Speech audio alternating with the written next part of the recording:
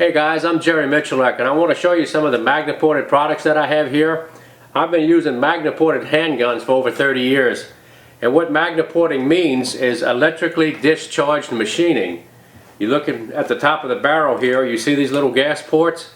And what it does, it redirects the gas that would follow the projectile out of the bore. It redirects it up and out. It keeps the muzzle flat to the target, so if you're a speed shooter or you're a recreational shooter, or you just want to use it for a self-defense handgun, it's a great addition. It doesn't hurt the finish at all or the accuracy. And what's really great about the way these ports are cut, it doesn't put any burring or it doesn't change the temper of the steel around the port. So it doesn't hurt the product at all, it just enhances what you have. This is a magnet-ported Model 66 that I've been shooting since 1983. I wanted a second chance way back in the day. Still there. It's one of my personal carry guns. It works extremely well. Also a shotgun here, a couple of my competition guns. I've shot their magnet-ported, their quadra-ported revolvers in competition now for the last 6 or 8 years. So I also have it on my M&P 9mm long slide quadra-porting. So works very good, and we're going to kind of go through the products here one at a time and give you some idea of what it looks like. And actually we have some high-speed footage to really give you some detailed input on what I feel as a shooter and what you can see visually, the gun react to the shot, per shot, and on target. So it's really a good setup. So guys, we're going to go ahead and get going here. I've got the M&P long slide 9mm here. This is my 3-gun competition Smith & Wesson. It has a Vortex optics on it. It's quadra-ported. We're empty. You notice here there's 4 ports through the slide. Also, the barrel corresponds to the ports in the top of the slide, so when you fire around, you get the gas ejection. Really trick way to make a handgun for the open division without the expense of a compensator. It also doesn't affect the cycle time all that much like a compensator would, so you can just get a Smith & Wesson, port it, put a sight on it, and you've got an open division gun for just minimal amount of investment. So let's go ahead and take a look at the M&P in action and see what it looks like. What we have here is the non-ported long slide, 5-inch, with a Vortex optics. The grid you see behind the firearm is about 1.25 inches. Give you an idea how much recoil you see. This is running at 1,000 frames a second. If you notice how much impact the slide has on its full cycle, that's something else the shooter feels, and how hard the slide hits the back of the hand when you fire it. And you also notice the muzzle flip. What we're going to look at on the next footage is the same gun but with the quadra-ported barrel installed. And let's see what that looks like. This is running at 1,000 frames a second. You notice that the slide velocity is a little bit slower. It changes the lock time on the handgun a little bit. And what that does for the shooter, it makes the impulse a lot more gentle, but also you can notice there's probably about a 40% reduction on how much muzzle flip is involved per shot. Doesn't look like much, but 40%, guys, when you're shooting competition is just a blessing. So if you're shooting rapid fire, if you wanted a self-defense handgun set up to where you want to put a lot of shots on target rapidly, Magnaport will add to that performance. And with the right choice of ammunition, the flash signature from the porting is almost non-existent. So something to think about. Okay, what we're going to do next is pretty interesting, guys. We got the M&P cores. We have one that's quadra-ported and one that is not. So it's going to be pretty obvious the difference in the recoil sensation from the shooter's aspect, and also how much the muzzle flips per shot. So we're going to go right into that here. This is 1,000 frames a second. Let's go ahead and play it. See the one on the right? Considerably less recoil with the same ammunition. It's going to have a little bit less velocity, but the trade-off you have on muzzle control is well worth it. So if you're a reloader and you need to make power factor, it's not hard to bump it up and make it do what you want it to do, but the trade-off is always in the shooter's favor. Hey guys, what we're going to do next, we've got a pair of Smith & Wesson 44 Magnum end-frame revolvers. They both have 4-inch barrels. This is a 629. It's a 4-inch mountain gun. It's a relatively lightweight. You can see the barrel is tapered. It's a 44 Magnum. It weighs 41 ounces as you see it right here. So it's a stainless steel product through and through. Next one is a scandium titanium Smith & Wesson 4-inch end frame 44 Magnum. This one is a titanium scandium frame. It weighs 27 ounces, so that's almost a 35% reduction in weight compared to the full stainless steel model. So what you have to do, what I did to make this thing usable, it's a great gun to carry, but when you shoot it, it'll just peel your hand back. So I sent it off to Kelly there at Kenneth Kelly at Magnaport and had it quadruported. So what you see here on the top of the barrel is 4 large vents, and I want to show you on high-speed camera just how effective that is when the 44 Magnum is fired. So what I want you to look for on this footage is how much recoil is going into the hand and also how much muzzle flip there is. And I want you to also remember this is a 35% difference in the weight, so that's drastic when you compare gun to gun. That's an apples to apples. So let's take a look at the footage here. This is the Mountain Gun 629. This is Hornady full 240 grain Magnum. You can see the shock wave coming back through the hand pretty good. And watch how much muzzle flip we have. We almost have about 3 inches worth on the grid. Pretty consistent at about three of those lines. Now we have the scandium 329 quadruported, which is 35% less weight, with just about a little bit less recoil than the full mountain gun. So you're looking at a 35% advantage here with the scandium gun being ported by Magnaport. So that just gives you an idea of what's available. Makes that gun a lot more pleasant and makes it more practical. So if you carry it as a backup gun in bear country, or you just like carrying a big gun, it makes it a lot more usable. Okay, we're going to look at these two firearms fired side by side. Same ammunition, 240 grain Hornady XTP bullets. Let's take a look and see what it looks like. It's going to be a side by side. Here we go, 1 for 1. So there you have it, guys, 35% on one gun. That's pretty drastic. Pretty good performance. Okay, the next set of revolvers we're going to look at is the Smith & Wesson Performance Center 627s. These are 8-shot end-frame V-comp models. They both have titanium cylinders. They're both identical, except this one is ported and it has my Vortex razor sight. This is actually one of my I-Core revolvers, so I actually won the I-Core with this gun I think 3 years in a row. So it's a great setup. I'll give you an idea of what we're looking at. This is a 627 that's not ported. It doesn't have the actual compensator on it, it just has a false muzzle. Same thing for this one. It's a 5-inch V-comp 627 357 Magnum 8-shot. Has a Vortex optics, has a false muzzle, but it has quadruporting. You see the little ports on the top, 2 on each side. And we're going to take a look at it at 1,000 frames a second. This is going to be the non-ported 627 for 3 shots. Let's take a look at it. Hornady 125 Magnum XTP ammo. Let's see how much jump we have or how much we don't have. Just about a grid and a half, almost 2. So that's full caliber 357 Magnum ammo out of a 5-inch revolver. Not too bad. You notice it's still a pretty good shock wave going through the shooter's hand.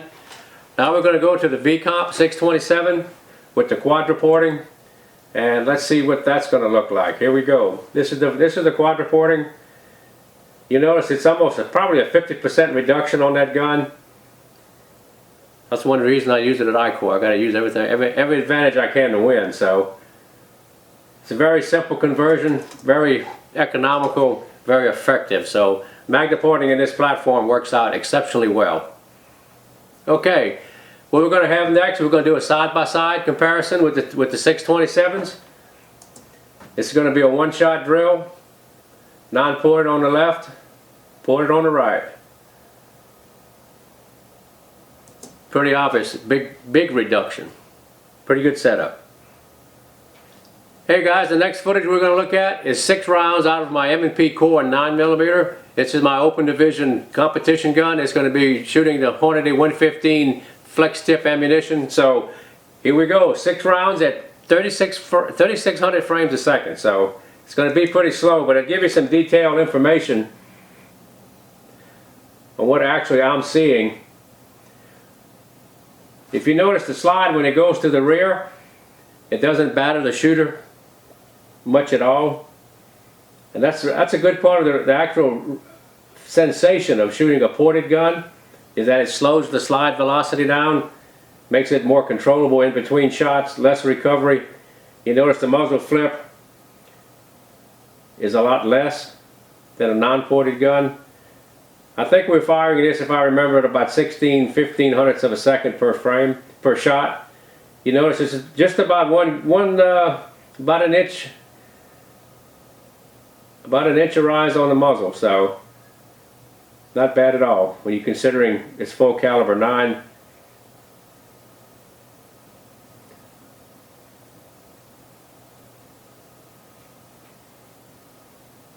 Pretty interesting to see how you get a little bit of flex in the frame here. You can also watch the ejection pattern and actually see where your brass is coming from and where's it's going to go. If it's hitting the scope or hitting the front of the ejection port.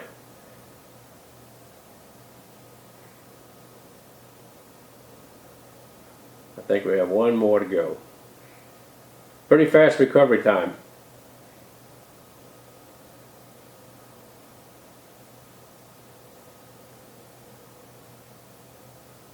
And there it is. 6 rounds on target. I want to show you a couple of other Smith & Wesson products that I use that are Magna ported. This is what's left of a 327. I think it was a TR8 when I first received it, but I put a 38 Super cylinder in it, and Irv Stone at Barstow Barrel made me some barrel liners for this caliber, 350. I mean for 356 diameter bullets. So I retrofitted it in there and I used it at Steel Challenge for a number of years. It's been an extremely fast setup there. Quadra-porting is an extremely efficient way to port a revolver without much expense. It works really good. Also, I have this little J-frame.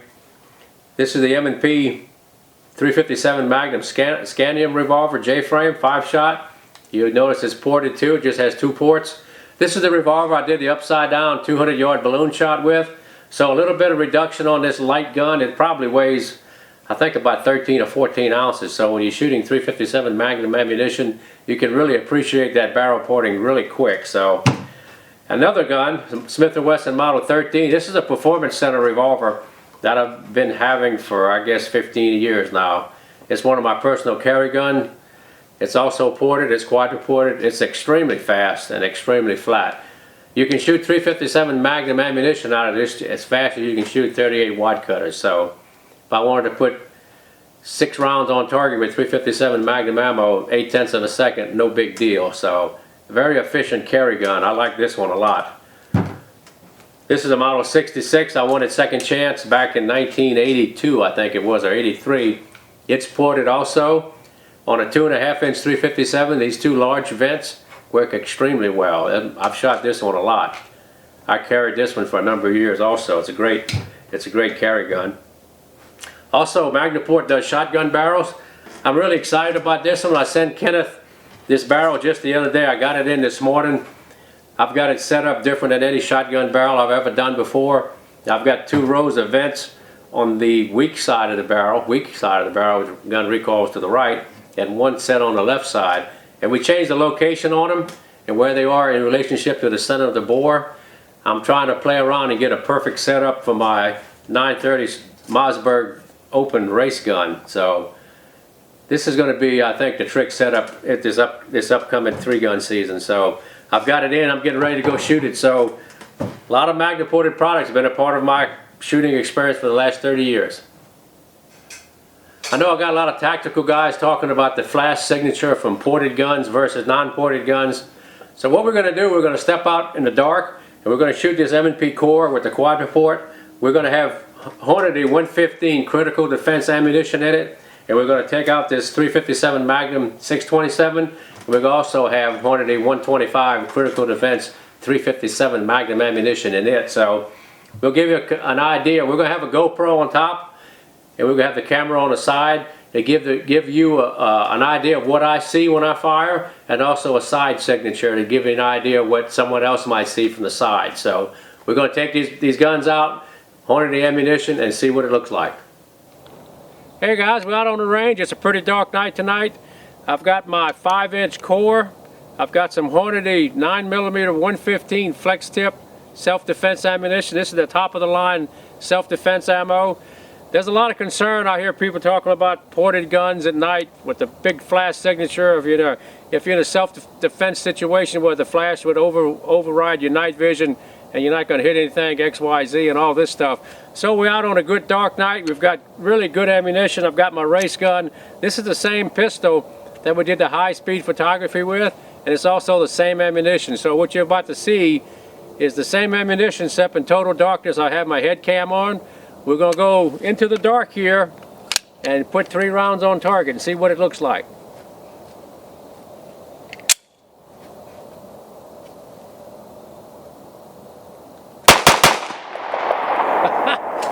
That right there, guys, was hardly any flash signature at all. That's pretty amazing, really, when I saw the lack of a flash. So Hornady did a good job on choosing their propellants, and that's another thing a lot of people don't realize.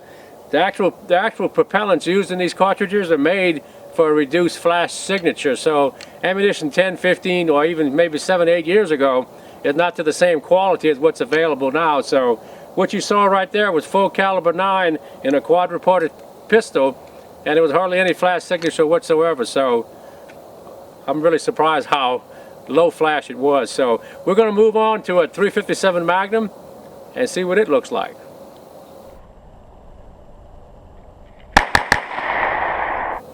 Alright guys, I have my I-Core 627 revolver. It's a V-Comp. It's been quad-reported. There's a Vortex razor sight on it. The same pistol, the same revolver that we did the high-speed footage with, and the same ammunition. This is Hornady's 125 grain flex tip 357 Magnum ammunition. So a lot more horsepower. We're going to go again in the darkness here and see what kind of flash signature or lack of a flash signature this Hornady ammunition and the quad reporting of this revolver is going to actually produce. So let's go ahead and shoot it on target and see what it looks like.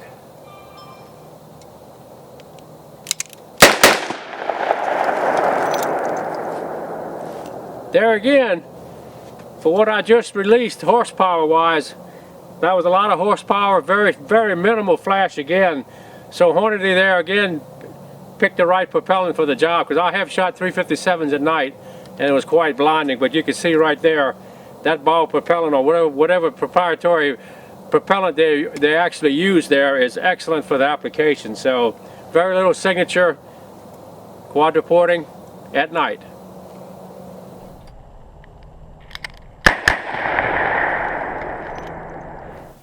Okay guys, you can see by the night footage that Magnaport signature was not any greater than a standard firearm of its size or caliber.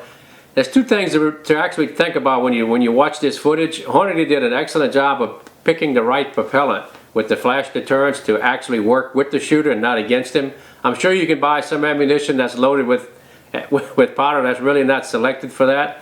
All the modern ammunition that I've shot is tailored for night shooting, and it'll have a low flash signature. So just be aware of what you buy, and maybe you can tailor your choices. Maybe you want to switch to Hornady and join the crowd. So as you can see, the Hornady ammunition works spectacular in that application. So hardly any difference in between a ported and a non-ported gun.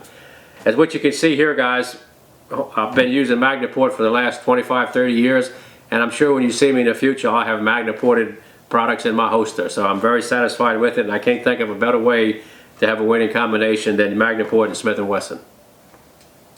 Hey guys, I would like you to subscribe to Miculek.com. Like me on Facebook. You'll find a link in the description box below. Also, if you have any interest in ideas, please post us a comment below. Thank you.